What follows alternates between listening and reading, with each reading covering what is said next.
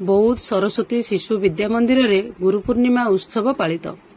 बौद्ध सहर स्थित सरस्वती शिशु विद्या मंदिर रे आज सकाळ 7टा समय रे गुरु पूर्णिमा तथा व्यास पूर्णिमा उत्सव धूमधाम रे पालित होई जाइछि। वरिष्ठ सेविका श्रीमती कुमुदिनी बेहेरा करकमल रे प्रदीप प्रज्वलन करा जायथिला। विद्यालयर वरिष्ठ आचार्य श्रीजुक्त नवीन कुमार साहू अतिथि परिचय प्रदान करथिले। विद्यालयर प्रधान आचार्य श्रीजुक्त श्रीवत्स मिश्र सह प्रधान आचार्य श्रीजुक्त अशोक कुमार पुरोहित मंचरे उपस्थित रहिथिले। गौरीक ध्वज को पूजन करा जायथिला।